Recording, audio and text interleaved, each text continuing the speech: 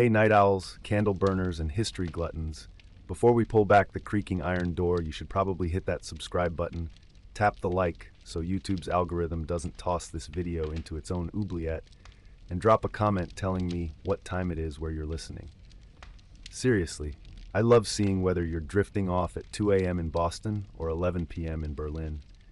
Dim the lights, tuck the blankets snug under your chin, maybe keep one eye on the closet, because tonight we're descending beneath Europe's grand castles, below the polished banquet halls, into the places nobody carved into postcards.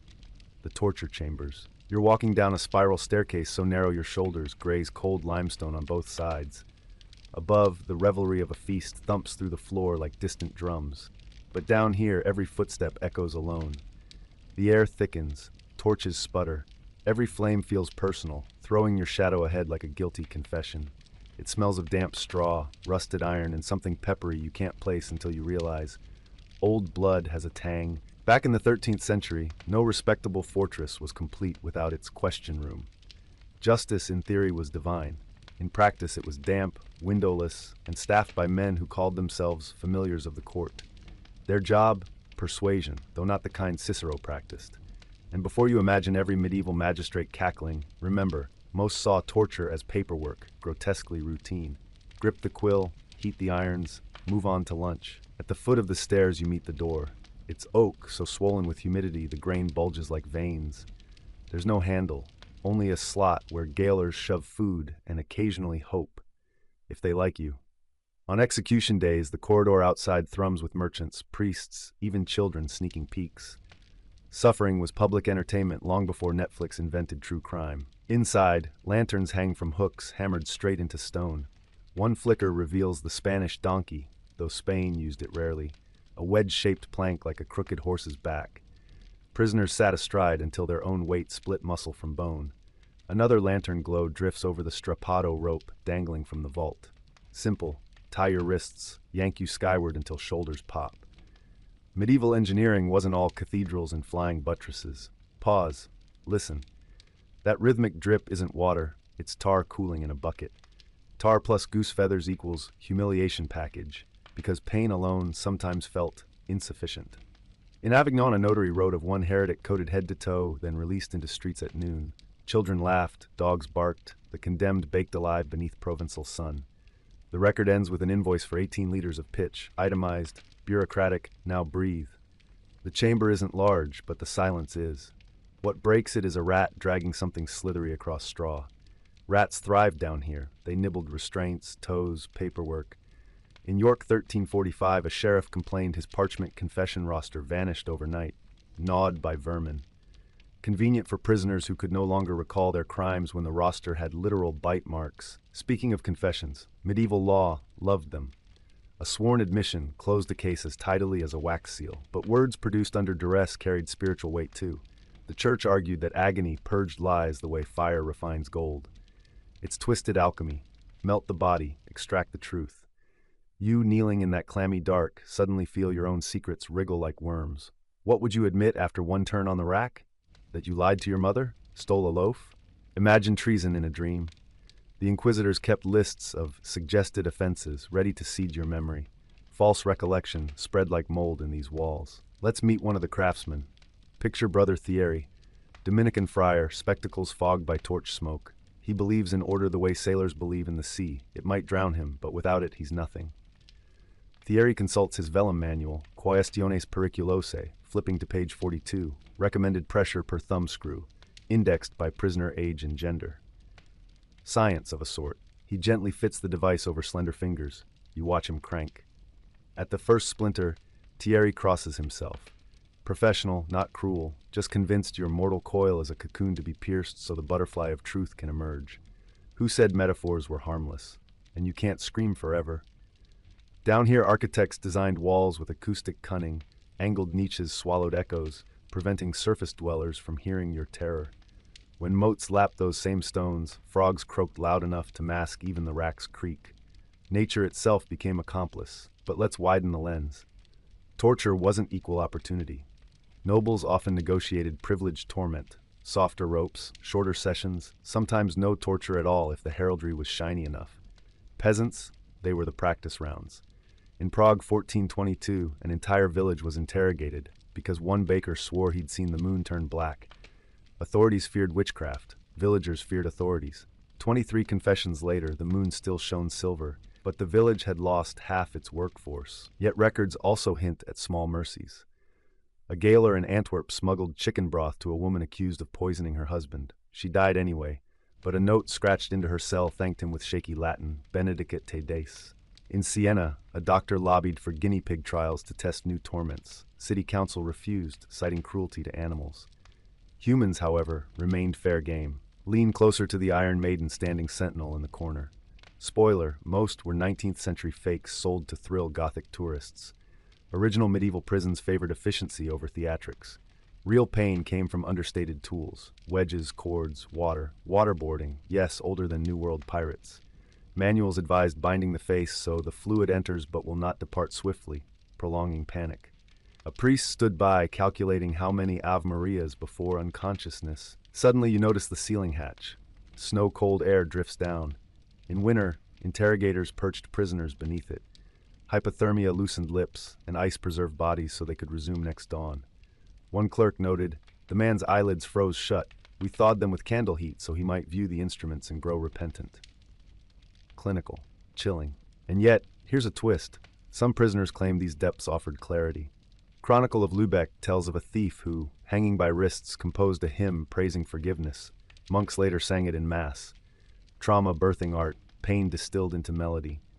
Maybe suffering never stays confined. It seeps upward like damp, staining cathedrals above with unseen stories. Swipe away the cobwebs on that side alcove and you'll see graffiti. Tally marks, crude saints, love letters to no one. One reads, "I was afraid, then empty, then nothing." Time in stone. Archaeologists discovered similar scratches under the Palais de Justice in Paris. They left them intact, museums behind locked doors within other locked doors. You feel the chamber shrinking, breaths shallow. But our night's journey isn't done. We've only cracked the first door of 7. Ahead we'll stalk the corridors where whispers of torture shaped kings' policies, where physicians penned anatomical notes while twisting sinew, where executioners went home to families and tried to wash iron smell from their beards. Next episode, we'll climb into the mind of the torturer. What dreams chased him, what nightmares he bottled up and sold to the next generation. If you're brave enough to follow, make sure notifications are on so the algorithm rings its little bell when part 2 drops. And before you let sleep carry you from this subterranean vault back to your warm pillow, remember to comment below. Tell me, which detail gripped you hardest? The rats chewing legal records, the snow through the ceiling hatch, or the idea of privileged pain for the nobility? Your words keep this channel fed better than any midnight gruel. Close your eyes, just for a beat, and imagine the clack of heavy boots on flagstones above your head. 1, 2, 3, pause. They stop exactly over the hatch you noticed last time, the one that leaks winter through its seams. A lock snaps open. Fresh torch smell swims down the stairwell. The boots descend, but it's not you they're coming for tonight. It's me. I'm dragging you back into the chamber to meet the man everyone else only whispers about. The master of questions, the artist of agony, the torturer himself. Before we push the door, tap like, tap subscribe. Trust me, it helps keep the lights on in this gloomy channel. And tell me in the comments which modern sound sends chills down your spine. For me, it's the slow creak of an office elevator after midnight. Something about that metal sigh feels straight out of these dungeons. All right, lanterns up, hearts steady, because we're stepping into the psyche of a profession history prefers to pixelate. He's called Henricus, but nobody uses his name. In castle payroll scrolls, he's Custos Dolores, keeper of pain. Outside the fortress, he's invisible. Plain robe, plain beard, hands tucked. Arms big enough to hoist a wagon, yet wrists dainty when he threads cord through pulleys. Think medieval mortician crossed with a blacksmith and a monk who's lost his choir. Henricus grew into his calling the way millstones turn grain. Slow, relentless. As a boy, he apprenticed to a smith. Bronze buckles, sword guards, hinges. He could coax metal into anything. Then plague took half the town, including his master. The Castellani needed fresh muscle, and Henricus knew iron. One night the captain handed him pliers and said, "The prisoner's manacles have jammed. Fix them while they're on him." Snap, twist, a yelp, job done. Someone patted him on the shoulder. "Congratulations, young man, you're a natural." But what does natural mean down here? Let's strip the myth. Torturers weren't cackling demons. They were civil employees, clocking hours, collecting modest wages, sometimes struggling to feed families because their trade was considered unclean.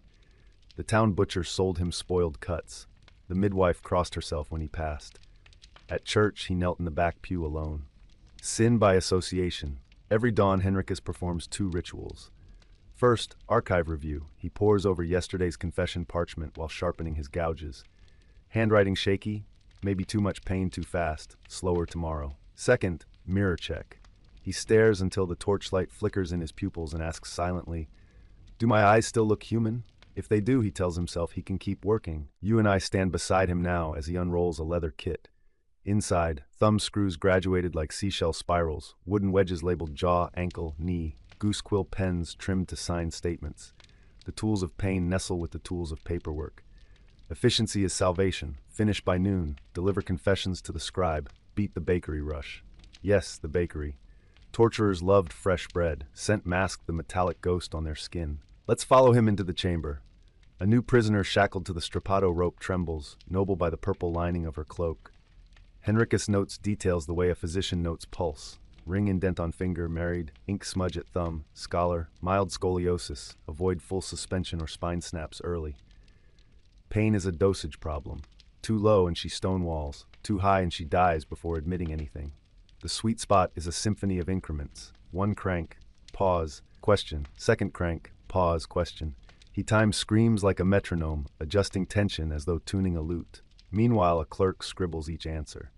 Clerks were the hidden gears in the machine. Sometimes they misheard under the din. Sometimes they corrected testimony to fit legal templates. And if confessions seemed too clean, magistrates suspected bribery and, yes, interrogated the torturer. Henricus must dance between cruelty and credibility. Nobody tortures a torturer better than his own guildmates. Between sessions, he swabs the floor with vinegar and rosemary to cut blood smell. Superstition says iron rust mixed with terror can poison next day's outcomes. He swaps out straw so rats don't snack on ligaments left behind. Hygiene was twisted professionalism. A dirty chamber risked plague, and plague shut courts, and shut courts meant unpaid wages. Clean pain equals steady employment. Night falls. Upstairs, minstrels strum for visiting lords. Henricus sits on a three-legged stool sharpening awls by torchlight, humming the same lullaby his mother sang before plague came. An odd tenderness wraps him. He tells you, "I don't hate them." He means prisoners. Hatred dulls precision. Feel the chill of that logic, affectionless, detached, almost fatherly. He might ask if you've eaten, loosen your bonds, then shatter your kneecap in one fluid motion. Because duty, mindset matters. Many torturers kept moral diaries. In Vienna, an archivist found pages where one wrote, "Today I sought truth, not death. 3 confessions, 1 false, I could smell it. Fear alone forged those lies." Some saw themselves as liesmiths, hammering deceptions until they cracked. Others wrestled guilt. A Catalan gaoler begged forgiveness in margins. "Lord, I served the law but murdered mercy. Let my children's hands stay clean." Henricus? He prays after every execution with blunt honesty. "I did my task. If it be sin, weigh it light as straw." The repetition numbs but never heals. Let's climb inside his nightmares. Sleep comes in shards. He jerks awake tasting iron. Dreams drop him into a pit where he's both victim and gaoler, winding the rack upon himself. Limbs tear but rope never breaks, just stretches eternally. He wakes drenched, stumbles to a water barrel, plunges arms up to elbows pretending the chill absolves. Tomorrow he'll do the same to someone else. In towns where dungeons sat within bell towers, sunrise told guilt and redemption simultaneously. Peasants heard chimes and thanked saints they weren't inside. Henricus heard them as clock-in bells. Once he considered fleeing, join a crusade, vanish into foreign dust, but Crusader chronicles describe tortures even worse. No escape, pain travels with men. Yet he isn't omnipotent. Prisoners resist in inventive ways. One sang psalms until voice cords snapped. She mouthed lyrics silently afterward, unsettling everyone. Another bit through his own tongue, so speech became impossible. Henricus learned to gag to protect evidence, not to silence. And sometimes prisoners win in subtler battles. A forger condemned for treason etched microscopic curses on manacle rivets. Months later, Henricus developed an infection where iron rubbed his wrist. Coincidence? The healer shrugged. Superstitious guards started spitting 3 times before entering. Psychological warfare, medieval edition. But hold, let's ascend momentarily out of this gloom. We pass through the castle courtyard to the torturer's cottage. Inside, a wife ladles barley soup, children chase a wooden hoop. They know father's job, but seldom ask details. Coins on the table feed them. Coins smell of blood, but gleam like any other. At festivals, the family stands apart, society's price for dirty work. Henricus trades loneliness for security. And what of the larger machinery? Torture changed politics. A coerced confession could legitimize war, redistribute land, ignite heresy hunts, all from a room smaller than your bedroom. If power's foundation is narrative, then Henricus is ghostwriter to kings. When parchment bearing a wax seal proclaims he admitted conspiracy, nobody hears the click of thumb screws behind every syllable. Our lamp sputters. Wax pools on floor like melted verdicts. Yet there's one device we haven't explored, the semblance chair. Wooden seat studded with short iron spikes. Victim sits, stakes don't pierce deeply, just enough to forbid sleep. After 30 hours, delirium sets in, truth blurs with hallucination. Modern psychologists call this microtrauma insomnia. Medieval lawyers called it cleansing the soul through vigil. Henricus cleansed spikes each morning. Rust slows the method. Clock check. We've marched deep tonight, but ink still flows, and we owe you the full 2,500-word descent. So linger a little longer. Consider water again, not the bucket trick, but the oubliette cistern. Some dungeons doubled as wells. Prisoners stood on platforms gradually lowered toward rising water. One chronicle notes a man who lasted 9 days singing nautical ballads as water kissed his chin. Henricus admired such stamina, professional courtesy. He also studied anatomy inadvertently ahead of Renaissance doctors. By noticing which joints dislocated first, he mapped ligament strength decades before Vesalius drew his famous charts. Once, a scholar visited to witness an arthrologic procedure, a fancy phrase for leg twisting. The scholar fainted. Henricus jotted marginalia. Physicians of letters lack iron stomachs. Shade thrown, medieval style. Now the gaoler's helper arrives, a boy of 14. Henricus teaches him knot types, angle of pulley wheels, dosage of boiling oil for interrogation by scalding vapors, rarer, expensive. Mentorship ensures succession. Pain is a trade passed like masonry or baking. Apprentice eyes dart with morbid fascination. You sense history repeating, gears locking into place. But are there lines Henricus won't cross? Yes. He refuses to burn souls with molten lead, too quick, too destructive. Refuses to harm children. Law usually spared them anyway. And he prays for every condemned before final ordeal. Small islands of grace in a red sea. Enough for tonight. Your lungs sting from torch smoke. Mind reels with juxtaposed normalcy and horror. As we climb the spiral back toward candlelit safety, note the plaque near the exit. Truth is forged in the dark. Words etched by some long-gone warden. Truth perhaps, but so is silence, trauma, legend. Remember Henricus, the keeper of pain? He's here too, hood lowered, standing beside a barrel of water to swab his tools if the magistrate calls for additional clarity. His work isn't finished just because the dungeon door closed. In most towns, the torturer doubled as stage manager on execution day. Ropes measured, knots inspected, blade edges tested. A sloppy public death disgraced everyone. Judge, priest, even baker selling meat pies to the crowd. Efficiency, precision, dignity of a sort. Those were the watchwords, spoken through thin smiles. On the platform kneels today's convict, Sir Alduin of Linford, once a silver-spurred knight, now gaunt with 2 dislocated shoulders, courtesy of Henricus's strappado.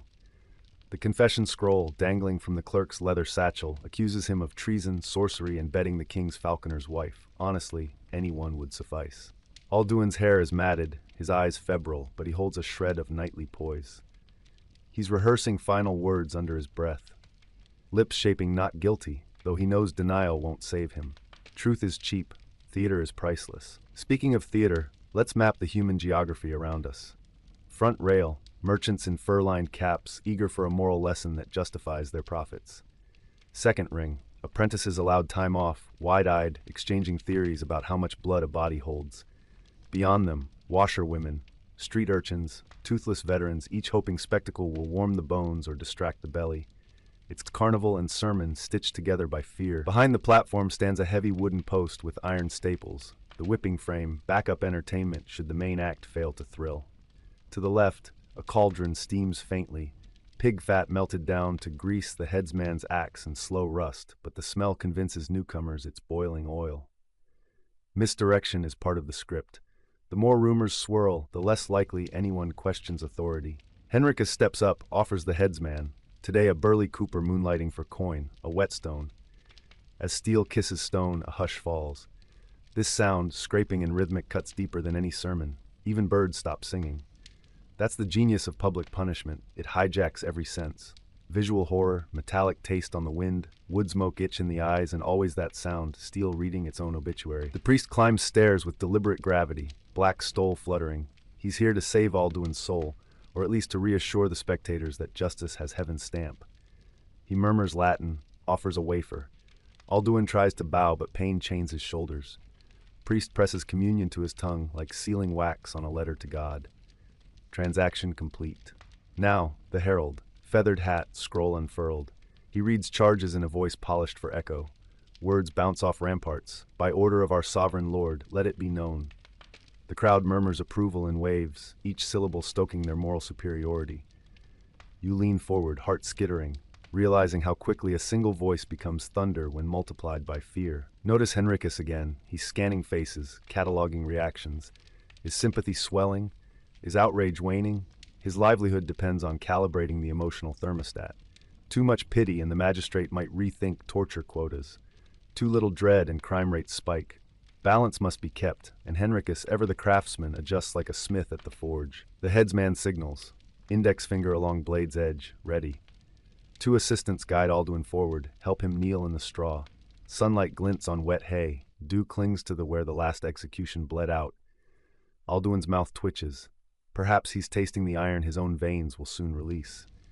He draws breath to speak, but hold that moment. We need to understand the choreography. Executions weren't mere finales. They were feedback loops. The state hurt you privately to get confession, then hurt you publicly to get compliance from everyone else. Some towns even raffled prime viewing spots, proceeds funding almshouses, philanthropy via terror. Parents lifted toddlers so their first memory of justice was a severed head, ensuring generational obedience. That's not justice, it's social programming in blood ink. Alduin speaks, I die innocent of treason. Gasps rise. Henricus stiffens, not from guilt but professional irritation. A last-minute denial undermines earlier confession transcripts. If people doubt the document's truth, they might question the need for torture.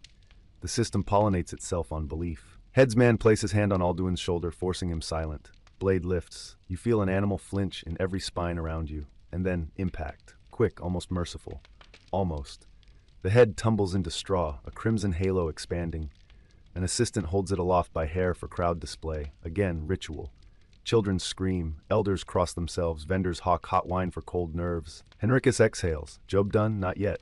He approaches the platform, confirms pulse gone to satisfy legal form, dabs quill in fresh blood, marks X on execution ledger. Bureaucracy never sleeps. He whispers to the corpse. May your pain end here, perhaps reflex, perhaps remorse. Then he signals apprentices to clean the block. Lye, water, handful of straw, wipe, scrub, scatter. Reset stage for next month. We drift with the dispersing crowd. Listen to the chatter. Did you see his eyes blink? They say heads remain conscious for a heartbeat. Horror rebranded as trivia. Trauma processed into gossip. Something to chew with supper bread. Social media of its era. But what about us? Dragging this imagery home in our skulls. There were medieval citizens who refused to watch executions, dubbed pity fools by neighbors. They believed witnessing cruelty forged cruelty in return. Some carved small wooden saints, placed them over hearths, hoping sanctity would filter out echoes of screams. Others composed lullabies referencing blood to desensitize children early. Dark but practical. Night approaches again. Henricus heads for tavern backside entrance. Owners serve him after hours. Public patrons might riot if they saw him sipping ale. He sits alone, mug in hand, staring at grain pattern on table as if reading sin lines. Eventually he trudges home. His wife mends stockings by rushlight. She pretends not to smell iron. In bed he lies rigid, unable to turn thanks to phantom aches mirroring those he inflicts. Sleep steals him anyway.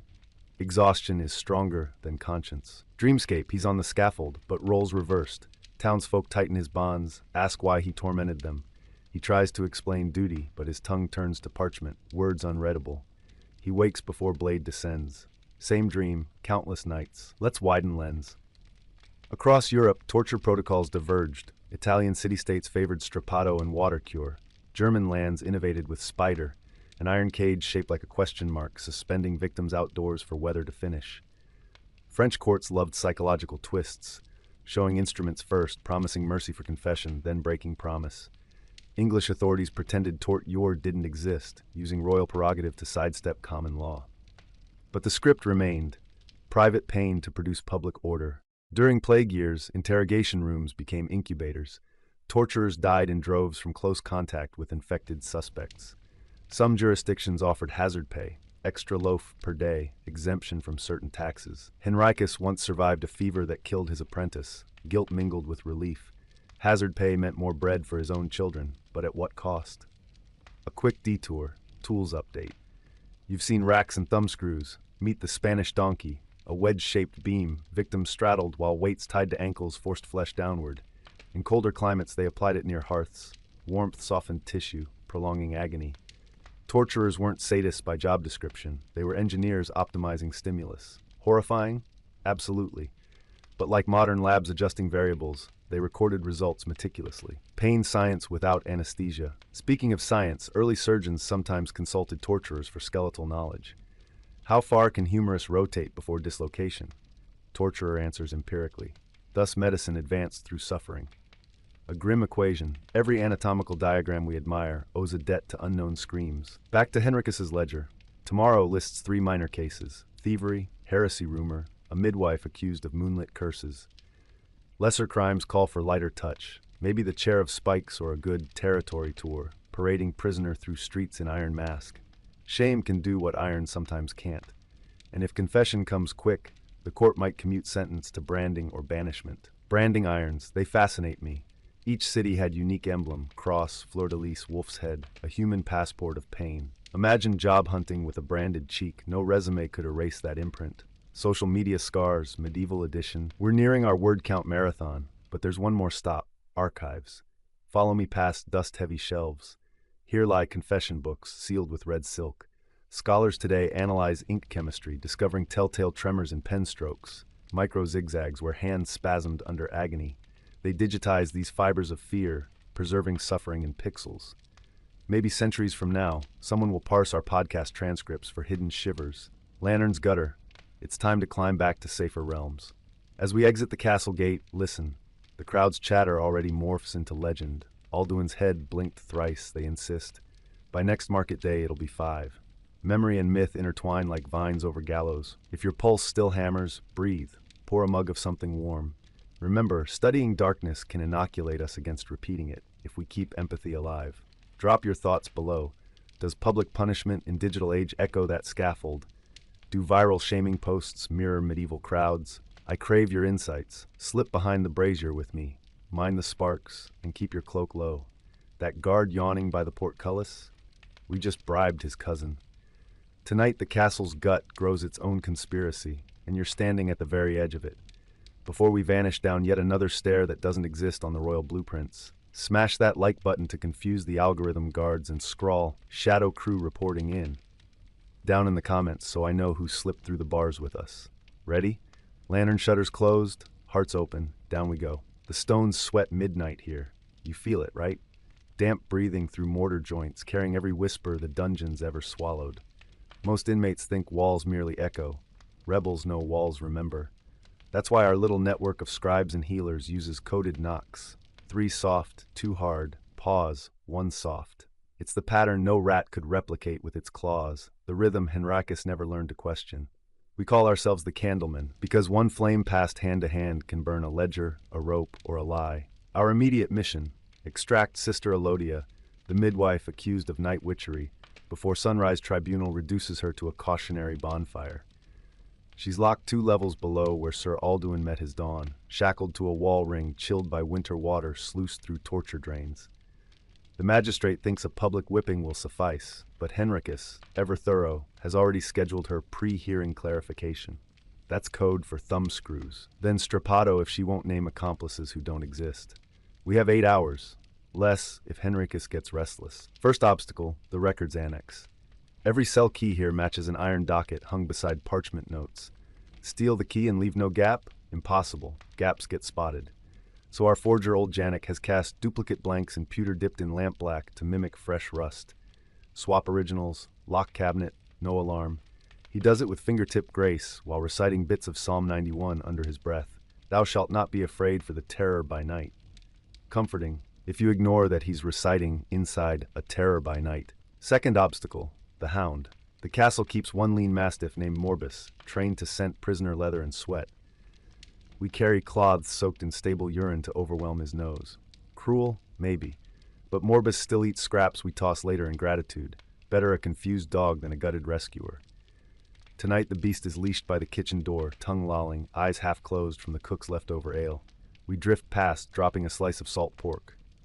Morbus chooses pork over duty, proof that bribery works on more species than human. Down spiral stairs. Remember, always clockwise descent in castles built by right-handed masons. That means your sword arm, if you had one, is cramped by the inner wall, perfect for defenders above. For us, it means watch your footing. Each tread dips half an inch where centuries of panic wore grooves. At the landing, a sconce flickers. We count breaths, then Janek blows it out. Darkness hugs us like a co-conspirator. Here's where Candleman ingenuity shines, literally. We uncap beetle glow jars, tiny lamps filled with crushed firefly thoraxes and goose fat. Sickly green, but enough to pick locks without broadcasting beams. 2 cells ahead, we hear a rasping cough, Elodia. She's singing, amazingly, an old cradle hymn to keep despair at bay. Hush thee quiet, hush thee still. Moon will guard the windowsill. Her voice is ragged but steady, which is more than I can say for my pulse. Key in, turn. Hinge creaks, too loud, we freeze. Footsteps overhead, only the pop of an overstoked hearth. Proceed.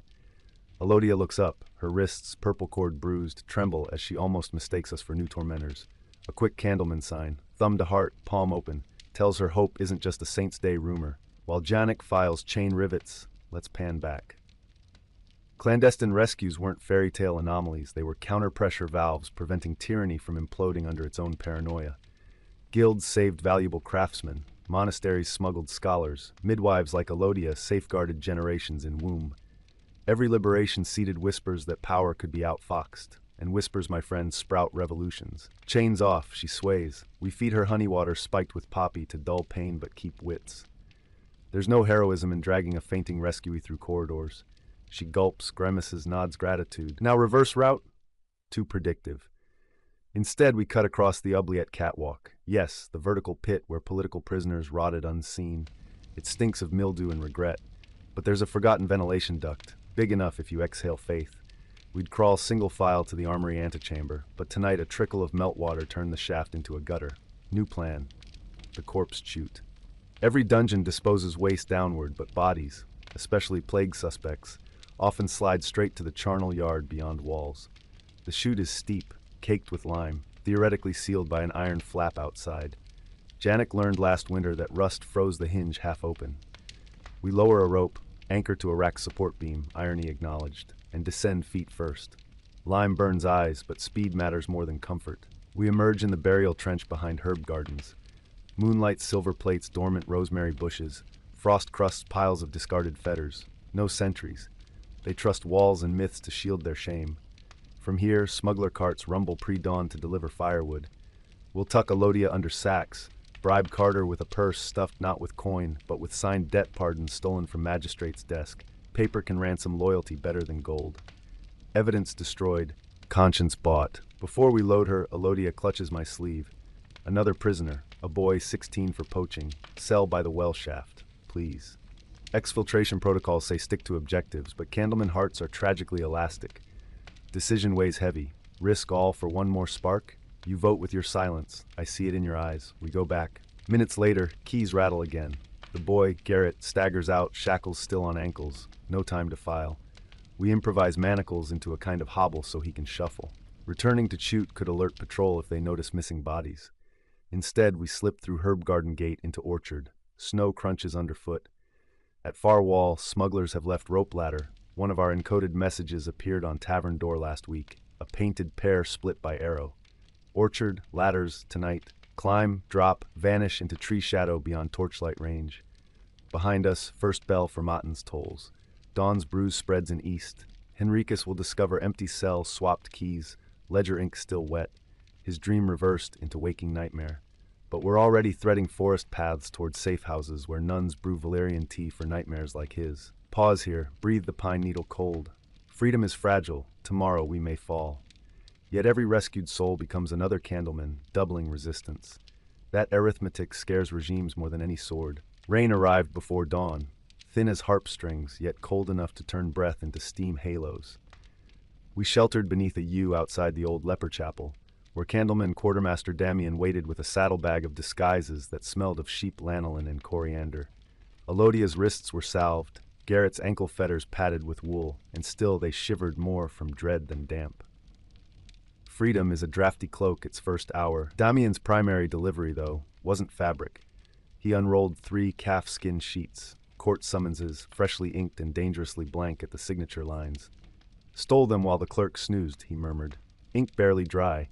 We can write fate on them before the judge does." Forged papers are quieter than blades. You slip them through a door and watch entire corridors rearrange themselves. Our target tonight sat less in stone than in parchment, the torture ledger. Henricus keeps it inside the Citadel Chancery, locked behind a wrought iron grill where only his seal can free it. Every confession coerced, every thumbscrew twist, itemized like market fish. Once a name stains a page, guilt is assumed eternal. Tear out the pages, you erase guilt. Substitute pages, you redirect it. The ledger is tyranny's spine. To snap it, we'd need quills as sharp as daggers. First obstacle, the clerks. 5 of them, butter-pale men who dip quills while guards dip lashes. They don't torture, they confirm torture happened within lawful ratio of pain. That euphemism alone could gag a goat. They work by candle rack, which we can sabotage. Rosemary stems, when dried and braided into wicks, pop sparks that shower wax like hot hail. One stray ember lands on accounts, panic follows. While Damien and I hashed sabotage timings, Elodia surprised us. "Let me in." She flexed her bandaged fingers. "I was scribe before midwife. They'll dismiss a limping nun copying psalms in the corner." Courage doesn't always roar. Sometimes it asks for parchment. Jarrett volunteered too, but we needed him outside, relaying knocks. Newly freed birds best avoid re-cages. Plan unfurled thus. Damien enters as charcoal merchant with sample sticks. He'll gift the clerks complimentary scented candles. Rosemary wicks. Elodia in novice habit offers to copy baptism lists delayed by plague burials. The head clerk aches for backlog relief. I pose as messenger bearing sealed inquest from city council, demanding ledger references.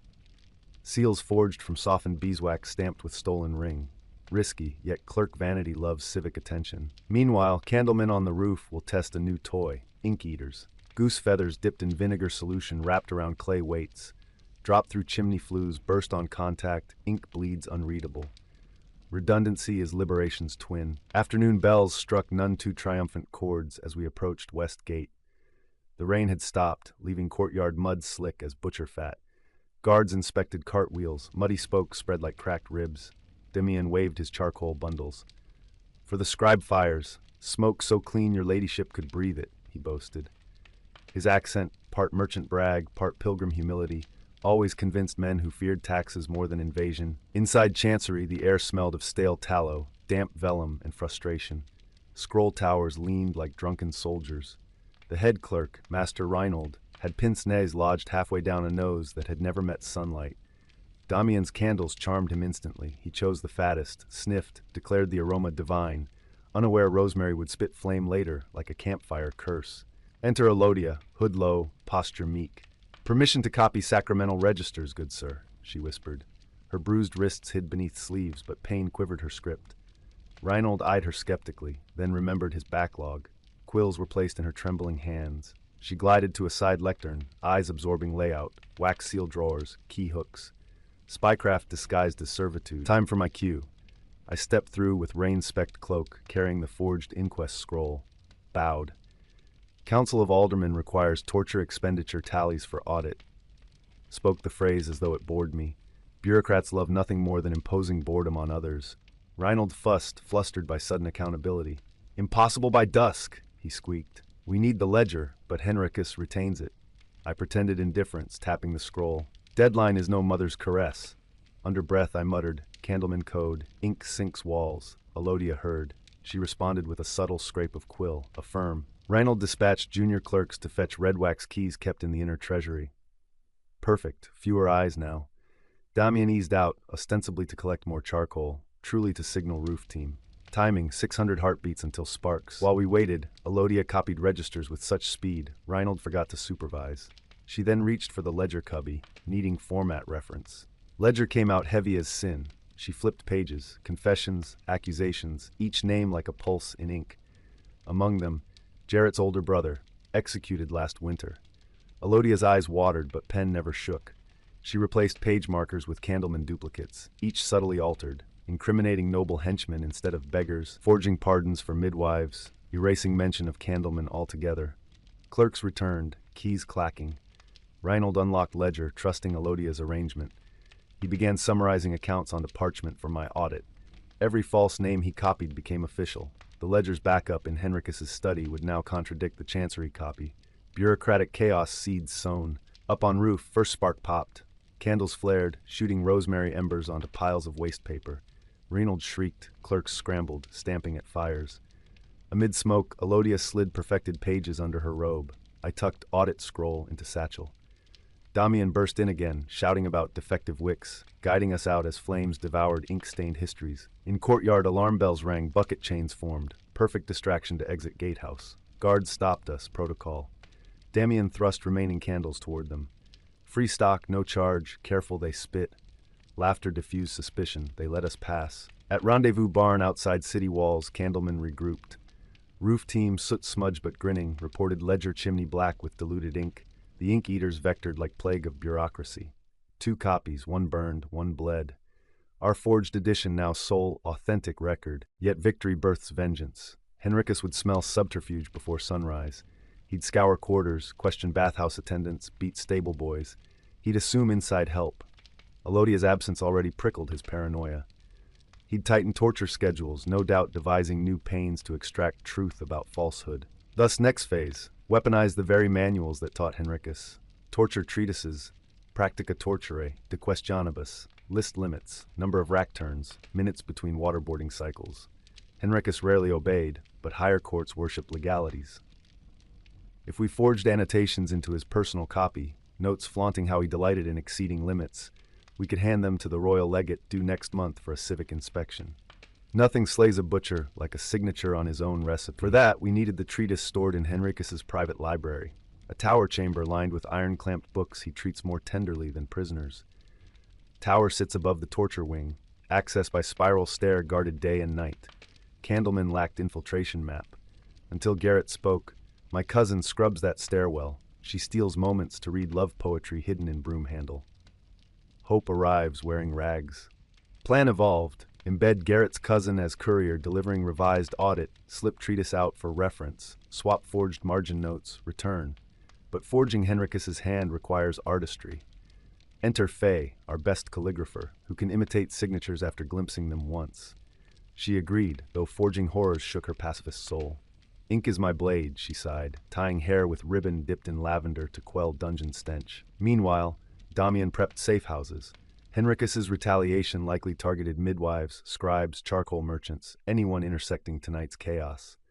Candleman cells would scatter, some to forest hermitages, others disguised as pilgrims toward shrine of St. Guthlac. We memorize rendezvous dates like lovers memorizing tryst hours. Before splitting, we unrolled the rescued ledger pages by lantern. Names once doomed now liberated in ink. Among them, Margot the brewer, Tomas the bell ringer, a dozen more. Elodia traced each letter, tears carving tracks in soot on her cheeks. Jarrett whispered, ink saved more than swords ever did. We pressed the seals, parchment crackled, future rewritten. In every rebellion, there's a moment when survival shifts into offense. Tonight we stepped across that line. We no longer merely rescue, we indict oppressors with their own pens. By dawn, rumors will flutter. Clerks blame candles, guards blame clerks, magistrate blames Henricus. When power spends energy devouring itself, it has little left to chase shadows. Rain restarted, steady, cleansing blood someone else might have spilled. We shared stale rye crusts, each bite gritty with ash, yet sweetest bread I've known. Elodia raised crust like communion. To pages unburned, she toasted. We answered, to voices unbroken. Rain drummed approval. Mist curls along the moat tonight, ghosting over the water like ink dropped in milk. From this outer battlement, we see the torture tower's lanterns flicker, a string of jaundiced fireflies marking Henricus's private lair. Somewhere inside, his treasured practica torturae rests on a walnut shelf, clasped in tooled iron. With that book and a forged confession in his own hand, we won't just rescue souls, we'll throttle the system that swallows them. Faye, our calligrapher, kneels beside me on the wall walk. Moonlight splashes silver across her knife-thin quills. I can mimic every flourish, she whispers, but I need an hour alone with the pages. She tucks a vial of ochre-tinted ink into her sleeve. The color matches Henricus's favored pigment, extracted from clay beds near his birth village. Authenticity starts in the dirt. Jarrett's cousin, Lenka, emerges from a sallyport below, broom tucked under one arm, bucket under the other. She signals with a twitch of her wrist, 3 quick, 1 long, that the stairwell landing is clear. She'll feign scrubbing until we pass. Timing is everything. A late patrol marches this route on the half hour. Our window gapes 11 minutes wide, then snaps shut. Damien, disguised tonight as a minor bailiff, carries the counterfeit charter from the royal legate, demanding the tower's torture statistics. A delicious irony. We fastened the legate's stolen wax seal with a prayer and a dash of honey to mimic age. Elodia hides beneath his cloak's folds, bruises camouflaged by charcoal dust. She'll slip inside the library as assistant notary, present to tally panes as though they were barley sacks. Me? I'm the lamplighter, wick snuffer in one hand, ladder in the other. Plausible reason to stand near shelves, and convenient vantage to drop forged margin notes between cracks in the medical diagrams. If anyone asks why a lamplighter quotes Cicero, I'll say I learned my Latin from soot stains in cathedral vaulting. Few interrogators examine a lie if it flatters their sense of superiority. But the roof team reports a wrinkle. Henricus hasn't left for his midnight wine. Word is he's stewing in his study, waiting for a courier rumored to carry fresh accusations. That courier, of course, doesn't exist, just one of Damian's rumors released in the market square at dawn. So the spider stays in his web, pacing. Good. Spiders can be lured. Elodia produces a small vial, vinegar steeped in nettle leaves. Add this to his brazier, acrid smoke. He'll open windows and leave. The plan shifts, the way rivers shift when beavers meddle, subtle, noisy, unavoidable. Under the arch, with mottled lichen, we enter the tower's base. The air feels thicker, as if every confession ever breathed here refuses to leave. Lenka is hunched on the top step, scrubbing non-existent grime. She hums a bawdy tavern tune, signaling no danger. Drops her bucket with theatrical clank, water splashing. Careful, sirs. Floor's slick, she murmurs. Her wink could slice rope. We ascend the spiral. Stone steps narrow. Defensive architecture ensuring climbers expose more of their torso to defenders above. Lenka slips behind, mopping any trace of our grime. I count niches along the wall, remembering which hold the murder holes and crossbow loops. Lore says the original architect demanded extra arrow slits to avenge a cousin lost to rebels. Irony thickens tonight. Second landing, a thin door bound in brass. On it, Henricus has carved his motto, Veritas per cruciatum, truth through torment. Faye exhales, truth through quill, she corrects under her breath. Damien knocks. A gaunt clerk opens, eyes rimmed red, nose scabbed from snuff. He stares at the legate's seal like a starving dog at butcher scraps. Master Henricus is indisposed, he croaks. Damian feigns affront. Not more indisposed than the crown if these ledgers aren't verified. He shoves the scroll. The clerk's hands tremble. Bureaucrats fear seals like peasants fear storms. We're waved through. Inside, the library unfolds in dusty halos of lamplight. Manuscripts climb walls, spines cracked, corners dog-eared by impatience. Torture instruments, miniature prototypes sit on velvet pedestals, pocket racks, thumb wrenches, even a silver model of the Iron Maiden. Proof the master prizes artistry as much as agony. Henricus himself slouches by the hearth, nose buried in parchment, goblet of wine untouched. His gray hair droops like cobweb. Iron keys jangle at his waist. He looks up with reptile calm. The legate's sudden diligence surprises me, he says. His voice grates like a file on bone. Damian bows. Plague of heresy, sire. Numbers must match, or heads will. Henricus snorts, but wine-lazy eyes flick to the seal. Very well. Which pages? He barks at the clerk. They shuffle to shelves. Faye drifts to a lectern, spreading charters. Elodia watches Henricus, waiting for chance. My cue. I lug the ladder to the sconce over the hearth. Pretend to trim the wick, but really I release 2 drops of nettle vinegar down the chimney pipe. Flames sizzle, smoke curls, pungent, eye-watering. Henricus waves his hand, curses.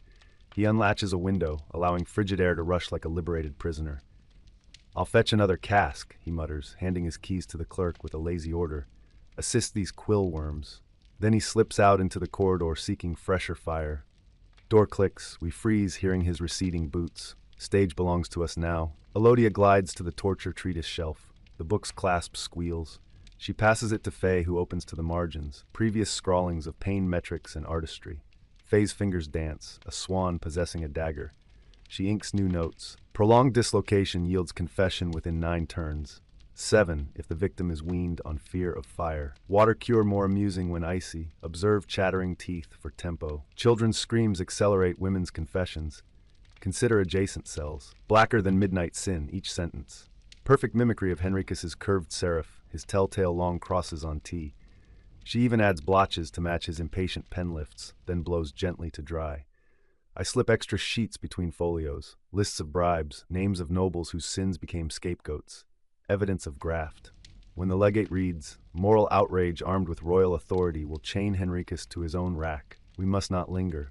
Damian pretends to review numbers. I snuff lamp number 2, feigning hazard. Smoke thickens. The clerk coughs, eyes watering. "Maybe step outside, good man," Damian suggests. "We'll finish tallies." The clerk, eager for breath, bolts. Door closes. Now to return the book, but Elodia pauses, scanning indices. "Look." She points to a loose scrap tucked behind the back cover. A map, corridors of a subcellar unknown even to Candleman. Marked, Speculum Mortis. The Mirror of Death, a secret chamber? Faye's voice trembles. Perhaps experimental space. If true, survivors, if any, may still be chained there. Mission multiplies. We pocket the map. Boots clatter in hallway. Henricus returning. Time folds inward. We shelve treatise, tidy scripts, wipe fingerprints with hem soaked in vinegar. Smoke still drifts. Henricus bursts in, nostrils flaring. He swats fumes, mutters about damp wood, then seizes the treatise, locking clasp with audible click. "Out," he orders. No counting past primes. Damian bows, shepherds us towards stairs. We descend. Lenka meets us midway, feigning frustration about mop water. She eyes the satchel. "Mission success?" Faye nods. A flicker of hope passes like candlelight down eyes. But victory grows thorns fast. At courtyard, horns blare, alarm. A guard shouts about missing pages from Chamber of Inquiry. Our ledger theft discovered earlier now roars back like a wounded boar. Gates slam, search parties deploy. Our exit path, North Sallyport, is barred. Damian, thinking sideways, grabs a torch from wall bracket. "Lamplighters missed inspection," he bellows, adopting a furious bailiff tone. Guards blink, unsure. He points at me. "This one's incompetent, left wicks untrimmed. We must report to quartermaster now." The guard captain hesitates. Pride craves order more than suspicion. He waves us through, but only as far as parade ground, where lists of pass holders must be signed. Ink again. Tables under awnings, quills in inkwells, torches guttering in wind. Officers compare rosters. They'll see no bailiff entry. We need distraction times, too. Elodia fakes a faint. She crumples, moaning about smoke inhalation. While officers circle, Jarrett, hiding in shadow earlier, slides among record books, dribbling lamp oil across rosters. He tips a candle. Pages flare. Officers shout, scramble to stamp fire. Amid chaos, we guide Elodia to supply wagon loaded with straw for stable. We burrow inside, suffocating in dusty sweetness as wheels rumble out gate disguised as emergency forage run. Outside walls, freedom tastes like horse sweat and wet straw. After half-mile, we dismount into hedgerow, coughing. Garrett suggests splitting. Smaller groups vanish easier. Faye and I take the treatise toward the Abbey of St. Basil, where sympathetic monks will copy forged annotations for redundancy. Damian and Lenka lead Elodia and Garrett to Riverside Safe House.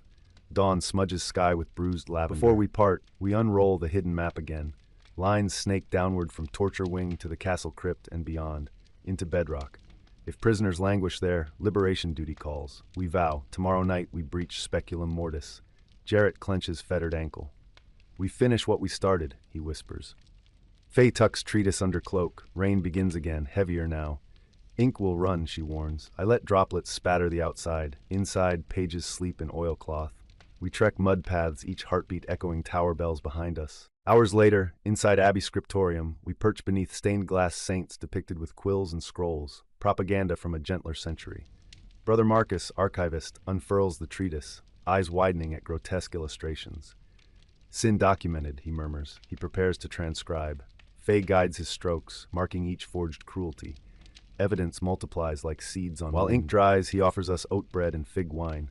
My stomach clenches, not hunger but dread. We exposed ourselves to Henricus's glare. By dusk, he'll unleash dragnets across Shire. Candleman codes must change. Marcus volunteers Abbey bells as signal. 3 slow tolls at non-canonical hour means safe passage. Vespers tomorrow will tell. Suddenly, hoofbeats thunder outside cloister. We peer through shutter. Riders in black liveries, Henricus's men, demand entry. They claim pursuit of ledger thieves. Marcus straightens. Sanctuary holds, he says, but his eyes betray uncertainty. The Abbey's charter defends scribes, yet money can tip scales. Faye and I retreat behind tapestry of Martyr Lawrence, slip into hidden stair to crypt. Cold air rises from bones of centuries. Marcus delays riders with records checks. Below we weave among sarcophagi. Marble faces eroded, some missing noses. Candles hiss. We find narrow postern door opening onto herb garden wall. Overgrown ivy conceals latch. We push, emerges into dawn drizzle. Escape continues. Half-mile east we find cottage of widow Imke, Candleman sympathizer who distills lavender oil. She hides us in attic smelling of dried roses. From crack we watch castle silhouette, watch smoke plumes. Henricus perhaps burning forged pages unaware originals sit here duplicating. Two ravens land on roof beam, Viking omen of thought and memory. They'll carry word. Night falls again. Mission 2, Speculum Mortis. Damien reconvenes at cottage with Elodia, Garrett, Lenka. They arrived via wine barge, unseen. Garrett bears blacksmith file, fetters gone. Elodia carries willow bark salve, though bruises deepened. Resolve deeper. We study map. Entrance lies through catacomb niche behind saint statue. Key carved from bone required. Where to get bone key? Elodia recalls ossuary beneath infirmary chapel, skulls threaded on wire, femurs stacked like logs. Among display, reliquary finger rumored to unlock martyr's box. If finger bone fits, we have ticket. Plan seeds. Garrett and Lenka slip into infirmary during compline prayers. They borrow reliquary digit, carve notches. Meanwhile, Faye and I craft cover identities as gravediggers hauling plague corpses. Damian prints counterfeit burial permits. Alarms still blaring inside castle, but plague fear outranks manhunt. Guards shy from carts draped in death cloth. But that's tomorrow's labyrinth. For tonight, we write letters to ourselves, small vows in cipher. Ink remembers, ink redeems. I slide mine into crack under floorboard, payment for ghosts sheltering us. Faye pours lavender oil on candle plate, scent of courage.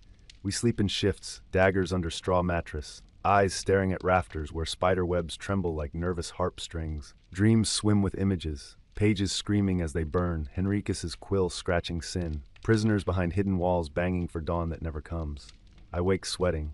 Outside, wolves howl. Sounds like tortured men? Perhaps conscience. Morning, crow call. We rise. Damian twirls mustache, grins. Danger suits him. Elodia tightens cloak. Garrett shoulders shovel. Faye slips forged annotations, copies into waxed satchel, ready for legate. Before we set out, I turn to you, the silent conspirator behind the screen. Type in the comments, which disguise would you choose for the next infiltration? Gravedigger, monk, or rat catcher? Your answer might twist our path. And subscribe. Each new subscriber is one extra set of eyes spotting patrols. Lanterns sway above the Abbey garden, splattering gold tremors across frost-silvered sage. Dawn has not yet bled over the hills, and the tower's silhouette still looms like a severed rook piece on the board of night. We have 6 hours until henchmen return for their routine inventory. If Speculum Mortis isn't empty by then, its occupants never leave. Garrett spreads the smuggled map across a mossy tombstone. His finger traces the spine of the tower, down past dungeon level, into that uncharted cavity where the architect scribbled only a Latin warning. Descende et muta caro in umbrum. Descend, and flesh becomes shadow. Damian snorts. Poetic way to say dead men stay dead. Elodia winces, still nursing bruises beneath her half-healed ribs. She unwraps the reliquary finger they harvested, milky bone polished smooth by centuries of pilgrim kisses. Faye has carved tiny row pins along its joint to match the lock bitted on our map. She turns the relic under moonlight. Saint or sinner, tonight it opens hell's pantry. I slip my lamplighter coat over peasant rags. The hood still reeks of wax and nettle smoke, but it masks my face and holds 3 vials, powdered lime, crushed poppy, and dragon's blood resin. Each a different persuasion should diplomacy fail. The Abbey bells will toll at matins, misaligned by Brother Marcus to mask our first breach. After that, silence will be both ally and predator. Lenka emerges from henhouse with 2 burlap sacks, feathers leaking from seams. Chickens, she grins. Guards fear plague. They fear demons more. Toss a screeching rooster into an echoing corridor. They'll swear the damned are escaping. She hands me one.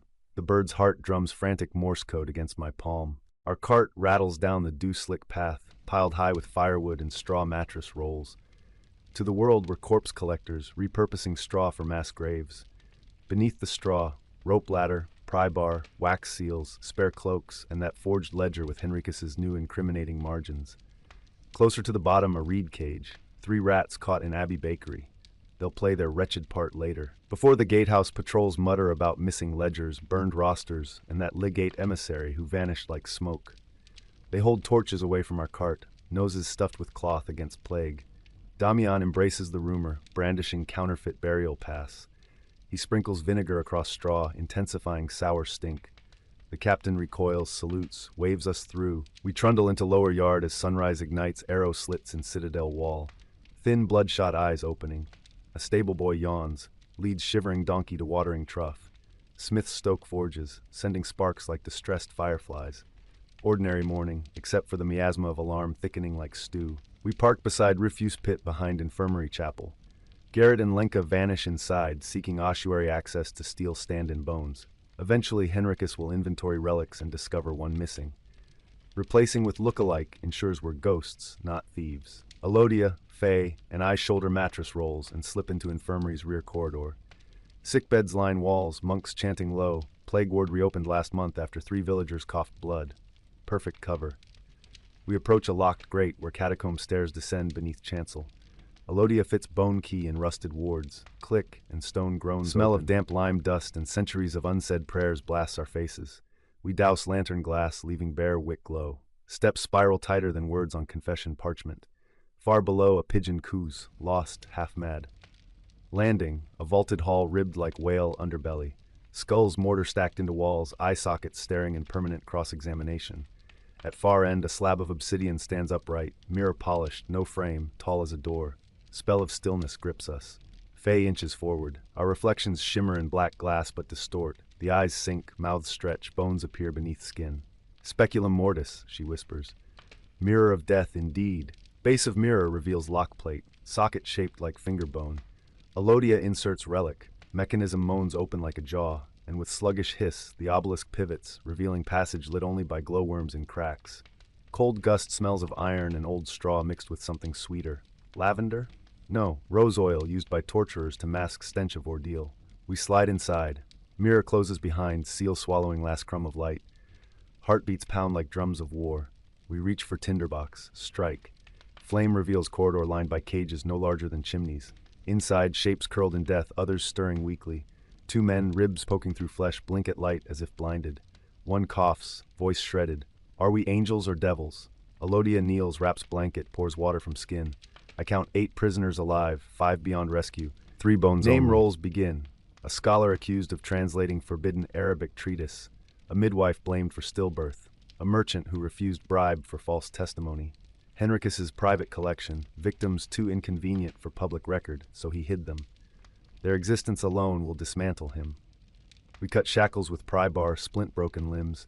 Faye scribes each name, wound, date, using Henricus's own ledgers we brought. Evidence embedded, but we're not alone. Metal grates somewhere ahead, squeak of wheel on track. Lantern bobbing, voices argue. Henricus himself, accompanied by 2 halberdiers, returning to examine. Maybe transfer prisoners before our forged evidence erupts. Time compresses. I hand Rooster to Damian. He left to circle corridor earlier. Right now he shoves bird through wall grate toward approaching lantern. Rooster screeches, wings clatter cages, echo magnified devilishly. Guards shout, Catherine wheels of fear. One drops lantern, it bursts, flames licking straw. Panic spreads, prisoners wail, smoke floods low tunnel. Henricus yells orders, voice cracking. We exploit chaos. Faye flings powdered lime into corridor. White cloud blinds guards, stings eyes. Lenka, rejoined with bone-forged keys, swings cudgel, cracks helm of nearest soldier. Garrett hauls merchant on his back toward mirror. Henricus glimpses us. Recognition dawns like plague boil. He lunges, pull dagger. Elodia, with surgeon precision, flicks dragon's blood resin into still flaming straw. Blue smoke coils, choking. Henricus stumbles, hacking. We shepherd prisoners through mirror threshold, but locked now, jammed from heat warp. Finger key sticks halfway. Faye strains, metal groans. Henricus limps closer, dagger up. Garrett flings empty water skin, hits nothing. Damian brandishes halberd he seized, stands barrier. Bone key finally turns, mirror pivots, we shove survivors through, slam slab, mechanism clacks. On our side, safe, on his, stone wall. We don't linger. Upstair, out grate, into infirmary where monks faint at sight of gaunt prisoners. Brother Marcus meets us, terror mixing with awe. Bells peal midday, 1, 2, 3 curls longer than canonical interval. The prearranged call to uprising. Courtyard erupts with confusion. Townsfolk gather, some brandishing farm tools, others brandishing accusations. Word of Henricus's secret chamber spreads quick as rumor of free ale. Legate's actual envoy arrives, sealed true, flanked by royal guards bristling to showcase justice. He carries our compiled ledgers, Brother Marcus couriered at dawn via swift rider. The envoy reads charges in booming Latin, false imprisonment, murder by starvation, extortion, heresy by torture. The irony. Henricus, dragged from catacombs coughing soot, tries to retort, but voice fails. Chains clink like applause, crowd roars, half rage, half relief. Evening. We sit on bluff overlooking river where tower smolders, officials cleansing contamination. Survivors sip broth, wrapped in blankets from Abbey. One prisoner, the scholar, recites verses of compassion for captors, irony not lost on us. Elodia tends his wrists. Faye opens copy ledger, now sealed officially. Evidence delivered, she says, voice quavering with exhaustion. But justice, I ask. She smiles bittersweet. Part truth, part performance. Like all justice. Lenka produces parchment, royal edict appointing provisional council to oversee prison reform. Our names absent. Candlemen never recorded in marble. Garrett shrugs. Ghosts prefer dust. We burn disguises, returning lamplighter coat to flame. I watch smoke twist skyward, imagine it forming question mark above tower ruins. Perhaps future interrogators will study this night, wonder who bent quill to undo. But you, listener, heard ink drip in real time. You felt nettle smoke sting eyes. You carried rooster, bone keys, and silence deeper than catacombs. Without your silent breath at my shoulder, none of us exit that mirror.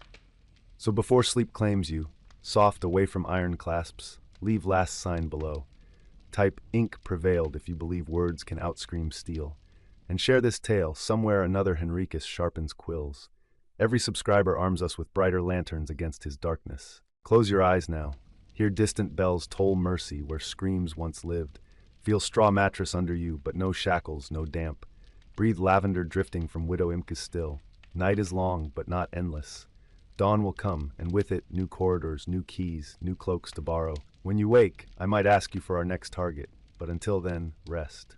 We earned tonight's